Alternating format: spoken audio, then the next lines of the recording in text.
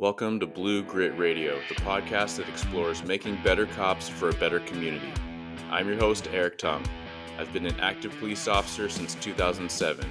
We will dive into the aspects of police culture, health and wellness, leadership, and mindset. You'll hear from experts not only from policing, but all industries as they relate to being our best with purpose, passion, and positivity. Join me as we share stories, lessons, and advice so we can all be better for ourselves, our teams, our families, and our communities. Welcome back, ladies and gentlemen, to Blue Grit Radio. This is your host, Eric. Today I'm joined by Kurt Weinreich. Kurt, thank you so much for coming on the show today. No problem. We're going to dive in. We're going to talk about all the good stuff, like police wellness. What does that mean? But specifically from a fitness background, specifically we're talking about tactical conditioning, as you put it, for law enforcement wellness. And while I am a huge fan of do something rather than nothing, I'm happy to and excited to have Kurt in here because we're going to talk about how to best approach this, right? How we're going to use actual methodology, how we're going to use science and data to prescribe the best type of programs and the best methodology behind all that. So without further ado, Kurt, if you could please introduce yourself for the show. I'm a Strength Fitness Resilience Manager for the Jefferson County Sheriff's Office in Golden, Colorado. Awesome. So are you, is this related to the Golden, Colorado that's been in the news for having like the 8-hour shifts or something? And you know what I'm talking about? That's Golden PD. So there's the Jefferson County Sheriff Office is a pretty large, wide range of agents, and there's actually 14 agencies within Jefferson County. So Golden PD, they're the ones that they did that shorter work week. So yeah. If I'm summarizing it correctly, it was essentially like, hey, you are only obligated to work less than 40 hours a week if we can get our stuff done and that there's no emergencies, right? So it's trying to enhance this notion of like more time off within reason. Yeah. Is that a accurate, quick rundown? And also wondering if you're being a neighboring agency, if you have heard feedback from the fellas over there. No feedback just yet. Another component is the rest components. As we know, the wellness, working longer shifts. We talk about things like rest and recovery and sleep debt over time. How that adds up, especially later on in the week. So it's looking at what that looks like, obviously cost, coverage, and things like that. So yeah, we're looking at it because we work very closely with them. And we're seeing how that goes. But there's also the whole process. And I think, part of what we're doing in our agency is actually making wellness important. So I think that's the process of having a unit that I'm developing in there is to make it important so they start considering these things. Yeah, I love that. And I love the notion of, looking on Police One or wherever you get your police news. I think we should all look at police news because we need to see what's trending. We need to see what's new. And not to say every new thing's going to be the best, but there's going to be lessons learned. I love how an agency like Golden is trying something and it gets us all talking. And we should be trying new things or else we're not going to find, the best solutions for this large scale problem, which is officer health and wellness. And we'll probably talk about this later, that if there's a culture of wellness, and that's one thing that we're starting to see, and Golden PD is doing that as an example, to get people to buy into thinking about their wellness, the agency has to be serious about wellness. So having that, with Golden P doing that and other agencies doing that and taking that seriously, if you're following the police one, I think Denver PD is doing something as well. They just put somebody in there, and I just was up at the presentation with Colorado State Patrol, which has them starting to do fitness assessments for the whole agency as well. So there is a culture thing to have everyone. The staff's going to believe in it if the leadership believes in it. Yeah, 100%. I like how you said that, like making wellness important, and it needs to be, it's a pillar, right? It is directly tied in with whether we are going to be effective in this job or not. Kurt, could you give us a little bit of background or what got you into the position you're in now as far as your personal background? And then maybe if you have it, like kind of the agency history of when this position or unit was stood up. All right. So that's actually a pretty long story, but it's an interesting one because it really shows how to get into this process. So I've been doing personal training for 25 years. I've been an instructor at the Personal Training Institute for about 10 years. I was twice appointed to the Governor Council of Active Healthy Lifestyles. I was sent as a fitness ambassador with the training staff to Beijing to the Olympics. So coming at it with a lot of science and education side of it. So, we call nerding out on that kind of thing. Yeah. How I got into the tactical field, when you're doing commercial training, as long as I've been doing, there's certain paths that you should probably go into. Maybe it's physical therapy, maybe it's, athletic coaching for a team, management. So I've done that as well. I got into the tactical field because as an instructor for the National Personal Training Institute, when the NSCA, National Strength Conditioning Association, started doing research on this, we were actually using their materials. And so I was tasked with creating electives. So I was doing different electives from kickboxing training to kettlebell training to tactical strength and conditioning. And so since there's a lot of places, that have athletic trainers and things like that, I was like, oh, this is a new field that can utilize my experience. So the NSCA headquarters actually is in Colorado Springs. So that makes it really accessible to a lot of the courses and things. And so that was really kind of how I started on that journey, knowing eventually that I would probably want to get into that field. Now, of course, the certification at the time hadn't been done. The field hadn't been out yet. Army just did their H2F program 2 years ago. They rolled out their manual last October. So this is how new the tactical field. When we say tactical field, I guess I should quantify that's police, fire, and military. So Mm. it's narrowing it down to just with the law enforcement. So it got to the point during the research where, having, officers do this training certifications and be trainers was a little bit difficult. So they kind of shifted the industry to say, hey, we are going to bring in actual trainers, but we have to have them go through the hoops. So going down to the Colorado Springs headquarters, and they have this huge gym and a big football field. We had a day with Colorado Springs SWAT. They put us through the ringer. They had Fort Carson Special Forces, and I think the, Colorado Springs Fire Department was there too. So they understood that we needed the science, but they had to put us in the gear. So we were doing whatever they told us to do. And those were interesting days to look at it, holding shields, full gear, getting in and out of Bearcats. They had us do, I'm lack of a better term, smooth maneuvers across a football field and hold something for 30, minutes and see what it does to your Mm-hmm. arm. And of course, we're adding it from the training standpoint, because as trainers, we can analyze movements, planes of motion, um, and looking at the term that we consider tactical athlete. So most athlete training, there's a competition season. There's a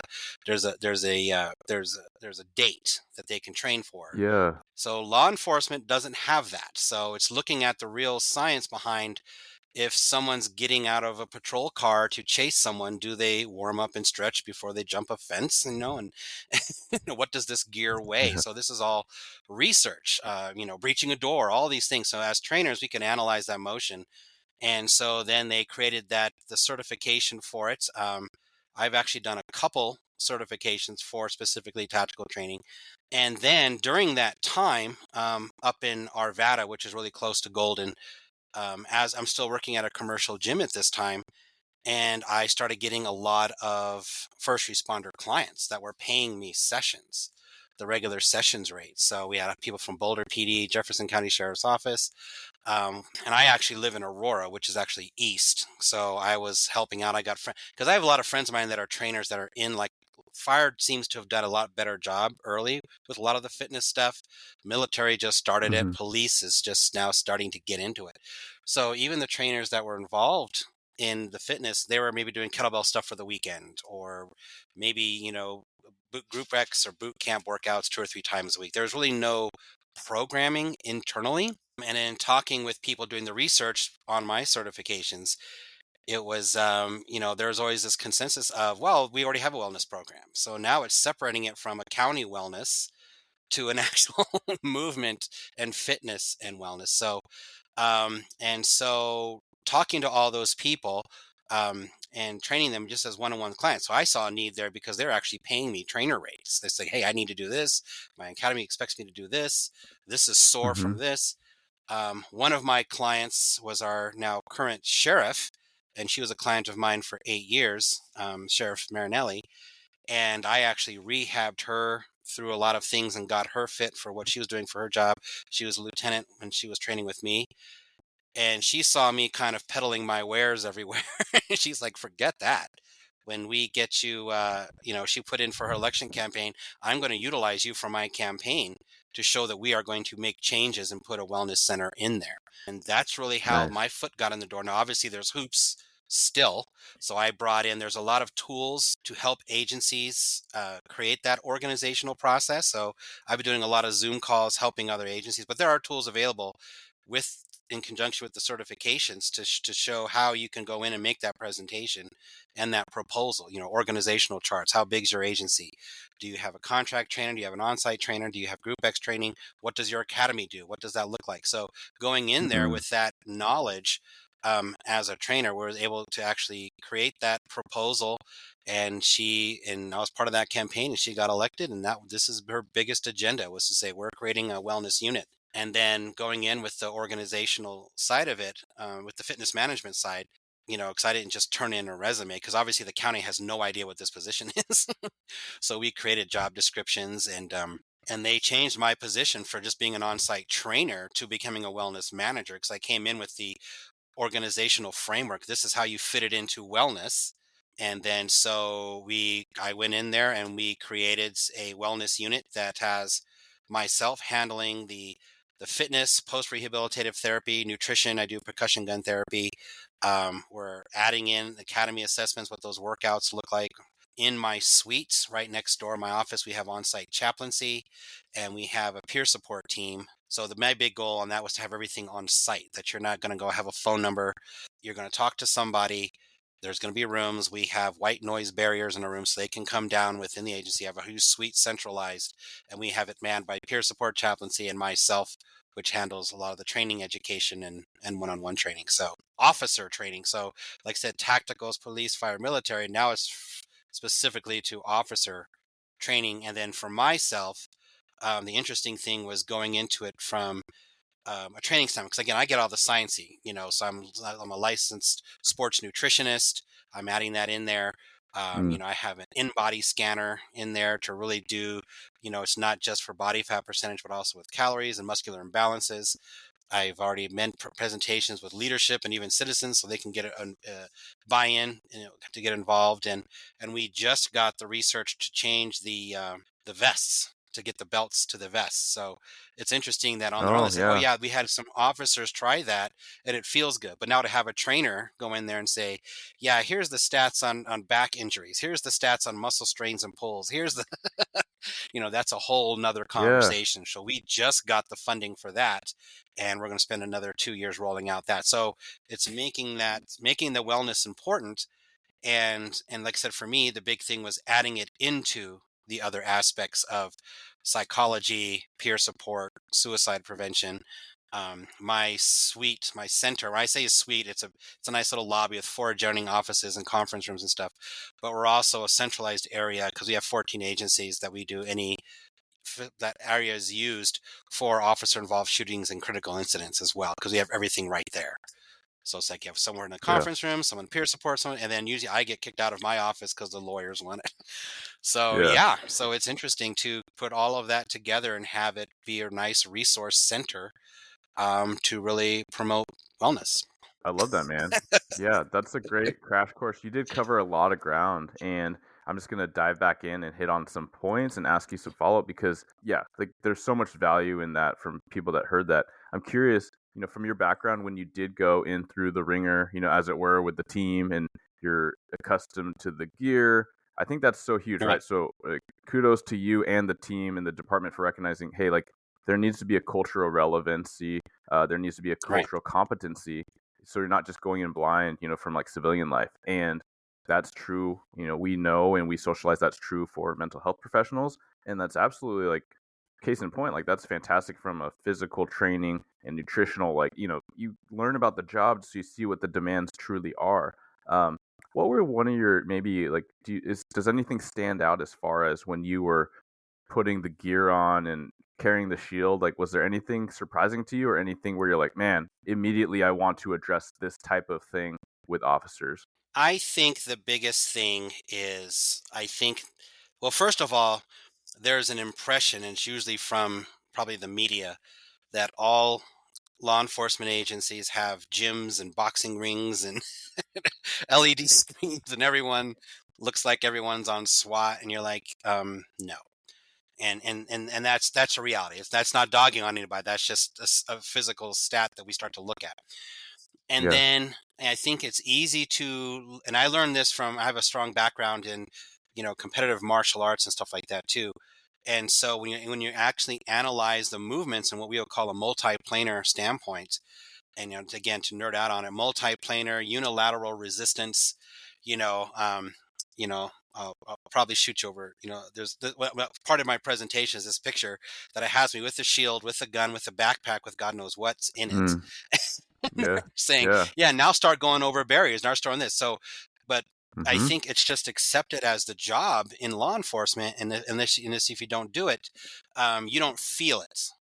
You don't feel the motions. You don't feel like, I remember having a conversation with our SWAT guys, and the commander was really on board. He's, hey, I want you to assess our assessments and tell me what you think. And of course, SWAT guys are pretty fit, and do their thing, and they kind of flat out ask me. I mean, I'm at the point now where 50% we like what you do, and 50% who is this guy? What are you going to do for us? And there's a term that we use in the tactical field. So, are you fit for duty? Or are you prepared for duty? And I Mm. told him, my goal isn't to push you to be hard. My goal is, and I was standing on, my goal is to keep you from pulling your hamstring, getting out of that bear cat in full gear. And Yeah. every one of them are like, oh yeah, I've done that. Mm. And then, Mm-hmm. and so I would say using it, standing your ground on this. I'm coming at it from this side. I'm not here to push you and tell you that you're not fit. I'm here to wonder Yeah. why 1,000 burpees, how that translates to you. Jumping fence. I look at Yeah. things like, Yeah. up, down, multiplanar. Oh, the guys don't like to go to their knees. I'm like they don't like to go to their knees, or they might have to. I You're would gonna say have the to. biggest Yeah. thing, yeah, the biggest thing I think is the time. As far as what answering your question on what I learned was the time frame. I mean, you think it sounds boring, but they said, yeah, they're coaching us on how to, like, to slow. I'll use the term tactical walk with the shield up to a barrier. And now hold it. Mm-hmm. So there's a time period on there. We're not talking Yeah. about 4 sets of 12 reps. We're like, hold this Yeah. for who knows how long. And then also the adrenaline side, the stress side. To That's a component. Um, you know, One of the things that we did, we had to drag somebody on all fours across a football field. They put some weights down, again, backpack with God knows what, um, and carrying a few things on our hands and knees, no less. Yeah. And we're, a bunch of trainers there, and we're all dragging. First of all, we didn't realize it was hands and knees, but they're making a point, and they were yelling out colors, and I'm like, I have no idea, right? Again, this is a football field with 250 pounds, and we're all geared up. And they said those colors were orders. Those were Mm. situational changes. Those were, whatever comes on the radio. So for me, the biggest takeaway was, there's being fit to do a task. I'm going to run a mile. Then there's fit to be cognitive enough to be situationally aware under Yeah. stress. So that almost ups the game, that you have to be like really fit. So before I was like, hey, let's help these guys from not injuring, but I'm like, wait a second, they might have to go from 0 to 60, and we're showing videos and stuff of them pulling people out of cars and all this other stuff. So, well, are we training for that? And so that was an interesting eye opener for me, because I mean, I thought it was exciting to get into, but to see that and somewhat feel it, I'm not going to be a poser here, but to have to be like, wow, we were tired pulling a thing across a football field. We're not even talking about, things Yeah. like we had the big shooting here in Boulder or whatever. Now we start looking at things a little differently. So yeah, that Yeah. was a big eye opener, to be so fit, the cognitive aspect, the stress aspect, that we have to be fit above and beyond, so they have that cognitive to make, so that bad decisions aren't made. Yeah, that's a huge one, right? Because you're not just multiplanar, right? So we're not just talking about, okay, we're just doing squats up and down, or we're just sprinting in a straight line. Like, you're moving laterally, and you can think about that in range training. Like, does your range training just, is it static where you're like, target turns and you shoot, and you might step one Yep. step to the left or one step to the right, right? And so there is that aspect where I love how you hit on it from different angles of, hey, like the job is actually not so simple of like, are your burpees translating into a thing and maybe they're helping with your different muscles and your cardio, but like you might just have to sprint up to this point and literally slowly walk and be aware of what's coming in the radio and holding this shield, which isn't super heavy on its own until you're holding it up in front of you and you have all this Right. weight from your plate carrier and your rifle or what have you pulling you forward. Are you strengthening the parts, right? Not just like raw strength like a deadlift, but are you strengthening your posterior chain to prevent this tweak, right? And I love how this goes into what I would view as functional fitness, which is very Right. amorphous and very subjective. But what I hear you describing is essentially durability, and that's something that we bring in. That's a huge goal in our topic for my department's wellness. Is like, hey, we just want people to be more durable. We can work on cardio, we can work on strength, but it is that innocuous stepping off of Bearcat. Or, I mean, shoot, how many times I know a guy either steps out of their patrol car, the curbing or the pothole, and they're not able to react with their balance, and they end up taking a header rather than just catching themselves. Or they're bending over or twisting around to get the rifle out of the rack, but they don't have the mobility that they've been working on going. So it's a big back strain, right? And they're out on light duty for a while. So I love how you Right. encapsulate a lot of that. Going into that, what are some of the things that you would recommend individuals think about when they are integrating into their workout routines to try to build that durability? I would say, and there's some research done on this, and again, it's injecting the science in because a lot of people don't know that in this side of it. But since we are getting research, it's interesting. They did a study on what is needed for the job, and so, and these are basic things. We say strength, we say muscular endurance, and we say cardio. So let's hit strength, cardio, push-up tests, Cooper test. But then we say what's needed: agility, mobility, reaction time. And these are usually things that people would only put for athletes, right? So um, so and again, adding mobility, or what we would say functional mobility, doesn't sound very tough, doesn't sound very, sexy, but it's something that's needed. And so it's realizing that that's what you really need, and then figuring out a way, because a lot of those cover different bases, to add a strength and resistance component to that, where your workouts are more geared towards your job in conjunction with good recovery. So that's another process too. Think about that recovery.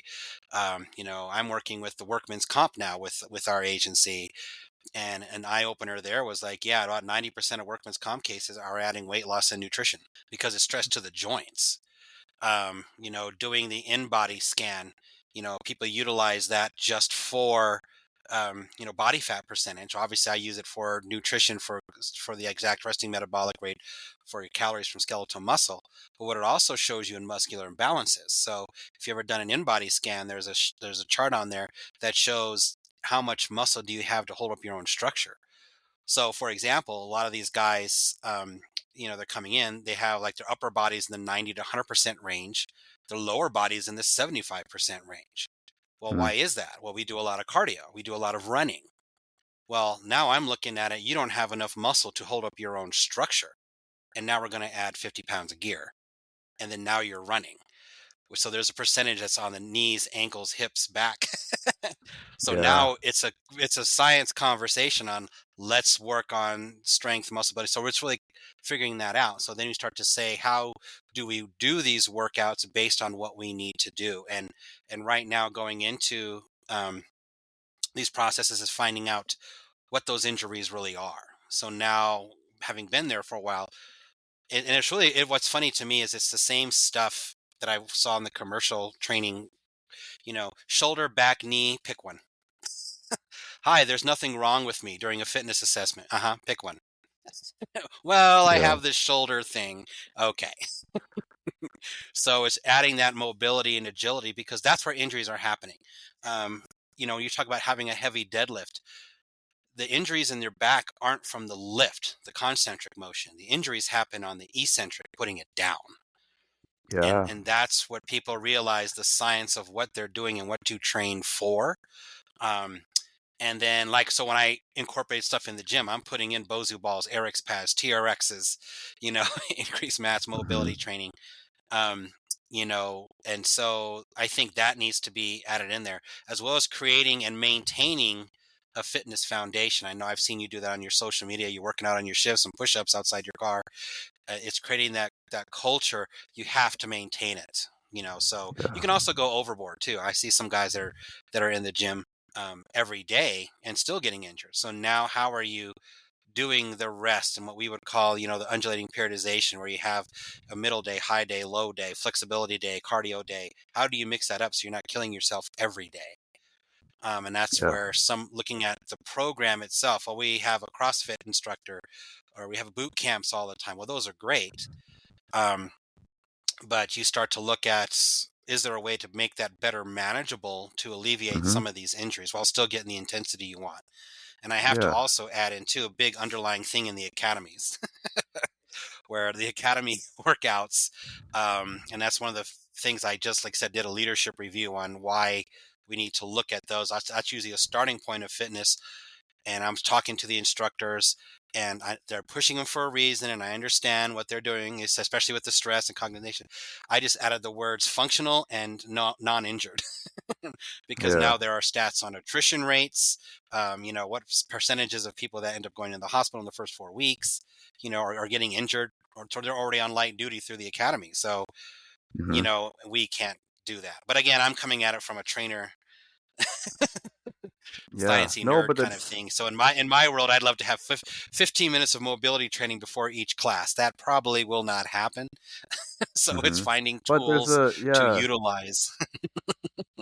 there's a relevant conversation though there because for two things is that a lot of the culture they're doers, right? Or we are doers. We want to get in. We want.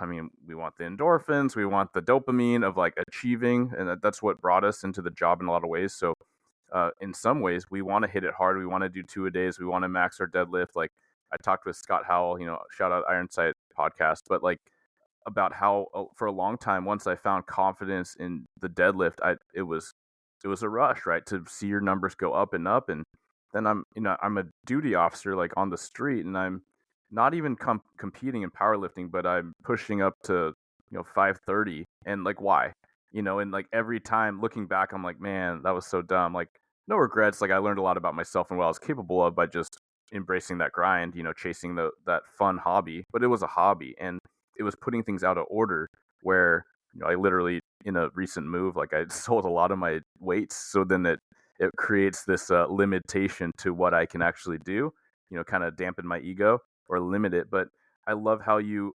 recognize that, right? A lot of us might want to do these things, but then also what is the intention? And when you mention Bosu balls, my brain goes to what you mentioned earlier with agility, reaction time, right? Because some people might hear Bosu balls and we think about the things that go viral on Instagram or Reels or whatever, and it's people doing these crazy squats like standing and bouncing on a ball. Or no, we're not talking about that again because it's not for the flash; it's for the intention, like what you're specifically working. Maybe it's to work with the instability, but you are Right. building in these confines to make it safe, make it actionable, make it purposeful in what you're doing and programming. Yeah, just to be clear, having a heavy deadlift will help you in law enforcement. And there are stats to have a good strength foundation. Yeah. But it's also, okay, the day that you had that heavy deadlift, are we doing a transverse rotational the next day? You Hmm. see, that's where we're going with that. There's Yeah. So break plenty that of. down. Break that down. What's the transverse rotational? Okay, so when we're talking about planes of motion, we'll do, most exercises are done in what we call the sagittal plane. They're bicep curls, knee extensions, knee curls. Hmm. Everything's in one direction. So I know you can't see me, but I'm making motions here. Where you're going forward. Yeah. Um, Yeah. He's the chopping his frontal hand plane is downward in front going, of him. yeah, yeah, and so and then frontal plane is going to go side to side. I guess you could use the term lateral. So are we moving laterally? So a lot of exercise, a lot of programs, even 1,000 burpees, they're all done in one plane. And now I'm saying, okay, that's fine, but now let's add another plane. So frontal plane's going side to side, lateral motion. Transverse is rotational. That's going to be things like wood chops, rotational with your knees, rotational with your body. And then you can add in there, I would add another factor in there, isometric contraction, which is actually holding the muscle for a long time. We talked about holding shields and things like that, or holding a person. Mm-hmm. We haven't even talked about the dead weights and drags and things like that that are going on. And Yeah. so it's hitting all those planes. And then we can also get into, you know, nerding out about metabolic. So when you have a heavy deadlift day, I would say the big three compounds: bench press, deadlift, squat. Great. Those are heavy days. Mm-hmm. But maybe the Yeah. next day we're doing reactive training with cones. So you're still pushing yourself in the mindset. You can do that to speed, get your cardio up, and we can argue do it in your weighted vest. You can still have that, but you're training it in a different way so that you can adapt metabolically. So you can still push yourself hard, but it's just not in the strength column. Now it's in the muscular endurance agility column. And then you can go back to a hypertrophy power column. And people say, oh, it's the difference between power and strength. Power adds the more of the speed. So there's a heavy squat, but there's weighted vest frog jumps, which is probably more likely. So what you're talking about, heavy deadlifts and squats, yes, build that strength foundation, build your shoulders, build your biceps. But now let's build the stabilizers around them. So shoulder injuries, even in the commercial market, we do bench, bench, bench, bench, bench. But do we strengthen the shoulder joint to hold up the weight on the bench? And what's Mm-hmm. the first thing Mm-hmm. people hear when they're lifting too heavy? Shoulders. What's the thing Mm-hmm. that you hear with squats and deadlifts? Back. And the other Mm-hmm. thing with back is people focus, I want to do low back. Well, are you utilizing your glutes? Because the glutes are the real hip extensors. They're the ones around there. The erector spinae on your back are very small. It's your internal, external obliques that is the natural weight belt. So are you using your glutes? Well, I'm sitting in my desk. I'm sitting in a car. So I'm trying to teach them to utilize, their glutes. And then again, door open 0 to 60, they haven't fired those Yeah. glutes and you want to jump a fence. So this is where we start to look at what that means to have that functionality, and then building the stabilizers around it. So stabilizers around your knee, around your ankle, around your hip, having that core strength. So again, nothing wrong with having the heavy lifts, but there are ways to now, have those and actually feel good. And it's kind of funny you mentioned that, where I've tried to incorporate a lot of these stabilizing aspects to some of the workouts I've seen some of the guys do, because I've been there long enough to say, hey, you got something different for this? Oh, funny you should ask. They want to Mm-hmm. do a leg press with 18 plates. I'll put them on a pistol squat off a bench with no weight, Yeah. and they come back the Yeah. next day, oh man, my legs were sore. I'm like, yeah, you don't need to have 18 plates on a leg press. Of course, if you have What? 18 Yeah. plates on a leg press, I'm going to tell you to go squat. But there's body weight ways to quote unquote destroy your Yes. legs. I'll put you with a plate loaded pistol squat and your legs are sore. You're done. I mean, so Yeah. there's ways to do Yeah. it to activate what you're talking about. Is I want to feel accomplished. I want to feel strong. I want to feel. It just doesn't have to injure you. Yeah. you know. Yeah, that's such a thing, and because what is the leg press training like? What is it building? And think about the position. It's like cool if you Right. are ever on your back at 45-degree angle and a car starts to roll on top of you and you catch it in the right spot, then maybe you save yourself Right. by just pushing straight through. And I'm not trying to totally clown on the weight, the leg press. Like it's fun to do at the end of a workout if you Right. have a commercial gym or if you have one. But yeah, there are a lot of ways to humble yourself off of body weight, adjusting tempo, mobility. But man, when you're talking Hmm. about training in gear, like doing the frog jumps in like a vest or something, I like where my brain went essentially is like a lot of times I'm wearing an external vest at work and I'm desk bound a lot of times, but I like to go by the gym at our station to loosen up, to just to move, to breathe a little bit, to get myself away from the computer screen, and I encourage people do that. Now, a lot of times I stay in uniform because in my belt and all that because it's quick. Like I go in for 5-10 minutes, I bounce back out um, throughout my day, or I try to. Now, I don't do it to try to be like super like impressive or anything. I do it more for the time aspect. But as you describe that, what I recognize is like if I do dumbbell sorry, the kettlebell goblet squats or something. My Hmm. range of motion, which is really good in a squat, is pretty bad, if I'm wearing a pistol belt and I'm wearing an external vest. But to Right. recognize if I train to a degree of that and feel what that is like, then when I do squat or when I do have to, get in a different position, get down on my knees at work in uniform, then that is training something, right? There's a direct carryover. Hmm. So I think there is a lot of benefit, right? Rather than, you know, there's a lot of benefit if people want to change out completely and, not get sweaty in their gear. But I think it is a relevant conversation to think about. Hey, how can you actually move in your gear, or doing mobility exercises in your gear with the restrictions you have, and maybe work both, right?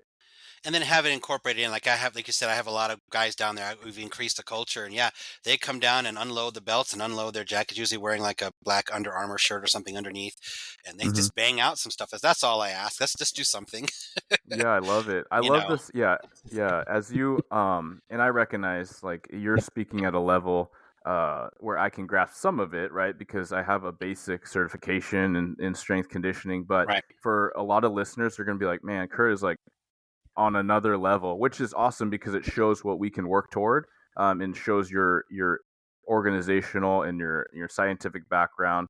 So, maybe a way to kind of round it out is, hey, the average listener that is active, right? Like a lot of people that listen, they're about self development and betterment, so they're active and they might want to break down. Okay, like if I want to get to the level where I'm understanding the above and beyond that Kurt is talking about, that we want to integrate into normal police culture, like where would you start? What are some resources you would recommend they look at, either YouTube or podcasts, as far as methodologies that resonate with you?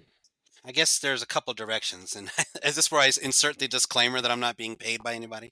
Um, Yeah, yeah, yeah. you know, Even if you are, so yeah. the like it's so the well, I would put it out there that there are good programming research. I'm trying to think of, and again, that's why I said the fitness aspect is so new. So I should put this in two camps. One is going through a certified trainer. Even if you're certified like you are, as a strength coach, having that personal trainer certification will allow you to look at the movements the way you do. And then obviously, depending on which certification you have, is what's having that emphasis. And NSCA, they have a whole tactical program. They would be more on what I would say the science end of it to really do some of that research. So the National Strength Conditioning Association, they have their tactical strength and facilitator certification and course, which is very involved, but it's very hands-on and very, adding that, like I said, that science to it. I would say, getting on lists of places like that. Um, and again, ISSA has a tactical one too, but it's a very basic one. But the reason I'm bringing up the certifications is I think that's going to be the miss, that people realize that there is a science to this. I think there's always this something's better than nothing. But like as you said, you have a time efficiency, you have a time crunch. It's got to translate immediately. We can't have push day and pull day, and you don't know what's going to go down when. I mean, and so it's really realizing the different philosophies on there. The other side of that coin, I would say, because the field is growing and we're already seeing this, there's a lot of YouTubers and Instagrammers that are now, you know, attaching tactical and what we call tactical now. It sounds really Hmm. good. Realizing it's for, what you want to do for officer wellness and seeing the facilities that you have. So, I know the NSCA has a toolkit for that fitness side. BJA, they have a toolkit for law enforcement specific fitness. And obviously, the International Association Chief of Police has a wellness department kind of checklist on what do you have for fitness, sleep, psychology, peer support, all of that, nutrition, putting it all together. So I would start with those resources. Like I said, the IACP just had their Officer Safety Wellness Conference like 2 weekends ago, and they have a collaborative. So I'm now connected. You probably saw my social media with agencies all over the place now, Yeah. and then with the tactical conferences with the trainers. So it's a small group, but I would say separate it from where that research really comes from, because eventually you're going to have these conversations with upper command and leadership. So that's actually something I want to work on for a presentation. Say, how do you actually present this to get them to have buy-in and especially funding? So that's another conversation of having that certifications and professionalism that'll get you things like grant funding and support. And as you're working on things like the financial side of all this as well. So, um, and then realize the other aspects of what we would call, when I say all the aspects of it is it's emphasized with sleep and recovery, nutrition, mobility. That's why we kind of separate from the word tactical, because you'll see a lot of images on SWAT and all that's great. But the rest of, like in our agency, we have SWAT, we have sort, for the jail. We also have patrol, we also have detentions that, Yeah. aren't going to do all of these things, but they should still be fit. Um, Yes. and then we Yes. also have support staff. So when you're going into an agency, there's a lot of support staff in there as well. So I would say, start there and start really validating those resources that you are getting that information from. And that will allow you to kind of see a little bit, or at least differentiate what you're looking for as far as what's on YouTube, um, and social media and stuff like that. I mean, I will obviously go certification first. There are conferences for that. There are more of those things coming up. Get that information, even if you're just attending just to attend, um, you know, and even a lot of those, like I'm part of the Public Safety Athletic Trainers Society, and so those are resources there too. So it's so new for first responders to collaborate on all of these things. But I would say definitely start where there's some credibility first, because unfortunately I'm already seeing that, and other wellness coordinators and strength coaches are seeing this as well, where everyone starts jumping on the bandwagon. I'm Yeah. a Yeah. tactical For sure, trainer. It's man. like, okay, well, Yeah. because It's a what's going to cool happen if they're word. training them wrong? Yeah, it's a cool word, but if they're training them wrong, you can still go with the injuries. And that's what I said. When Absolutely. you hear me say, adding that science of it, I have to validate this to academy instructors. Like, for Hmm. example, I talk about mobility training. So, we want to push them and we have this, but a lot of injuries come through arrest and control. So right there's the multiplanar Hmm. conversation.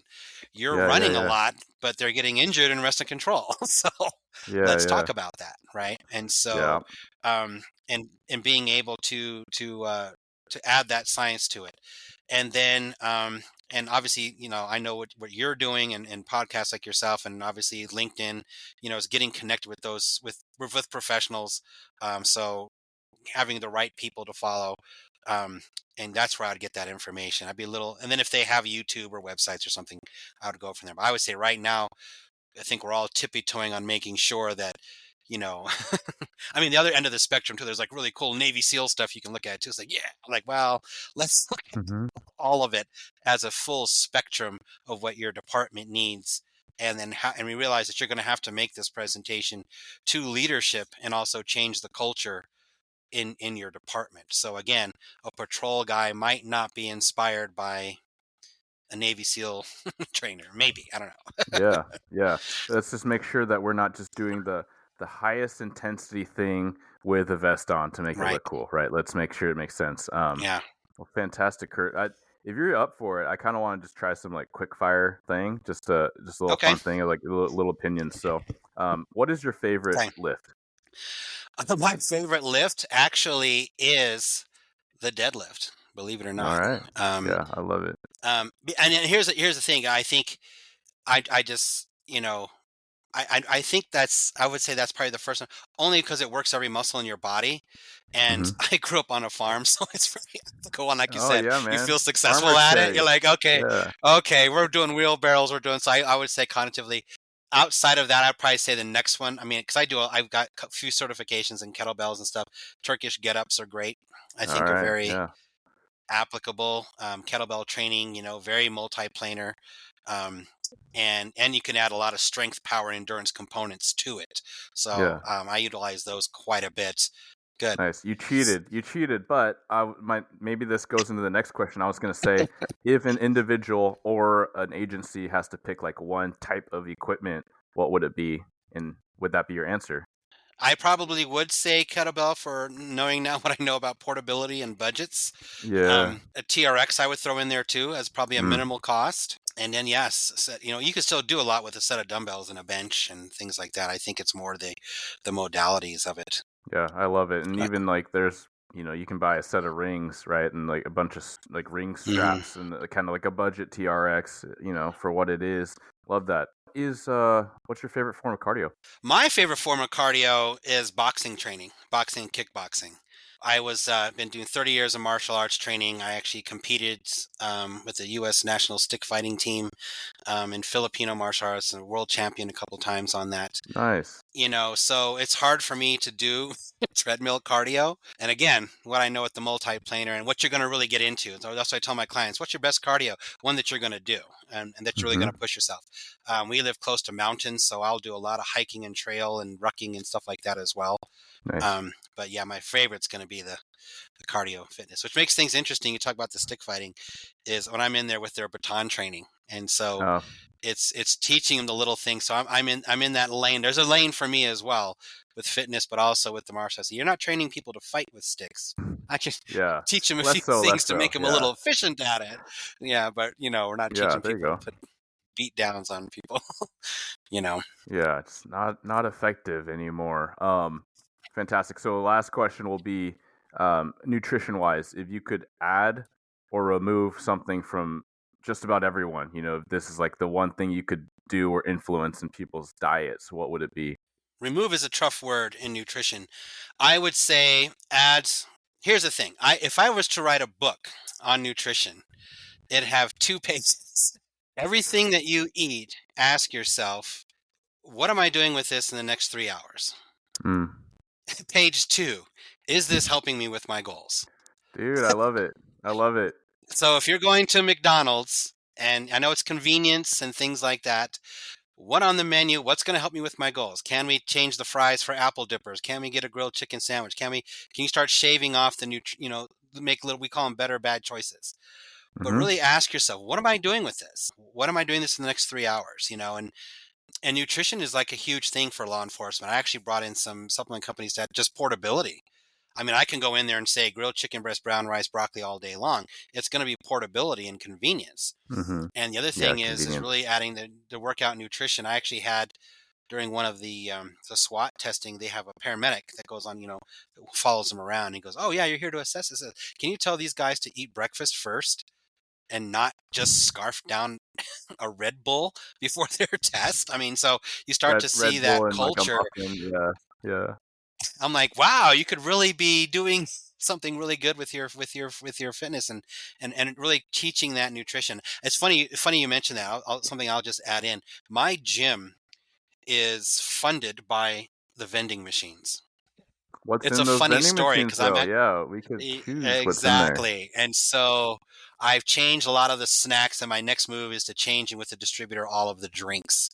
Mm. And I can't take away all their stuff, but I don't need six facings of one flavor of Rockstar. So it's really Yeah. working with it, and again, it really goes into showing that it's important. Nutrition is very subjective on. I mean, Mhm. to the person, to the schedule. So again, I can say chicken breast, brown rice, and broccoli. I believe in really educating on nutrition. I also work with the little shout out with the Gatorade Sports Institute. I'm with only like one or two tactical trainers that utilize the Gatorade Sports Institute. So I have all their PowerPoints on, protein and things like that. We're actually going to add it to in-service training, so we can affect a lot of people. So it goes into Nice. culture, it goes into education, it goes into, really, do we care? So yeah, there's one thing. I mean, it's tricky to eliminate something. Energy drinks. I mean, if I really had to have an answer, bad energy There we drinks. go. I like that answer too, man. I love it. No, I think you spoke so much to it. It came in at a lot of different points, but it is culture, right? Not just what do you have, but like, is there a culture of practice, a culture from top down, from bottom up, right? Where people are utilizing these things with the right energy and the right integration. And that's, I think a prior episode, I think it's 68 offhand with Seb Lavaw and Mark Bouchard, where we talk largely about the intersection of wellness, culture, and leadership driving that. hmm So you're right on the money, Yeah. man. Well, this has been a fantastic conversation. Really got in the weeds, but a lot of tangible things that I know that agency leaders and line level people can adopt for themselves and for their organization. Can you please share where people can get a hold of you or find you and what you're working on? You can find me on LinkedIn. It's just Kurt Weinreich on there. The biggest thing I'm working on right now is is to really go to what the next phase is of what I'm doing. So my first year here in this position, I wanted to have culture and credibility. So it's putting the equipment in, getting the beliefs. I mean, literally, like you said, the culture. It's like, well, I've had people tell me if our agency really supports wellness, you'll fix the treadmills. I mean, because I guess the facility itself, so it goes into my facility management background. Okay, we're going to change stuff we're doing in the facility to keep it serious. I just, like I said, gave a leadership review with a lot of the injury stats and how we can incorporate it. My next process would be to now systemize everything, to put in what does nutrition coaching look like? What does, the post-rehabilitative therapy look like with workman's comp? What does the strength programming look like? What does the academy integration look like? So we're making changes with the academy. So obviously that's a lot of sit down and really going into, we've now taken the first steps and now it's like really systemizing, and then now we're creating policies. And so like I said, putting in-service training in there to really show, hey, we're going to have, supervisor training has to go through a wellness class, stuff like that. So my next thing, like I said, I gave it for divisional leadership about a month ago. My next presentation is going to be with the sergeants for detentions and patrol. And so now they're seeing it from the leadership down. So they see the value in that. They're actually going to probably record that and put it on as required in-service training, just that presentation. And so it's really putting these resources in there, customizing them, and creating policy. So Yeah. are we building a wellness culture around a person, or are we building it around a whole entity? So, I have Mm-hmm. I'm bringing on another trainer actually who's already in investigations, and she's already working with people online. So now it's really creating those bones to build it and to make it a legitimate wellness center. I love that. And I think that, yeah, people can drive things, but systems are what keeps things going, right? And that integrates directly with culture. But man, like you hit it around the head. Such a wealth of information. Thank you so much for sharing the time and space with me and us, those listening. It would be cool to see what you keep working on and following you and being connected. Let me know if I can help in any way. Absolutely. Thank you for tuning into another episode of Blue Grit Radio. As always, support this community by subscribing, giving us a 5-star review, and following, liking, and sharing posts on Blue Grit Wellness on Instagram. You can reach me there or email me at bluegritwellness@gmail.com. Be well and stay gritty.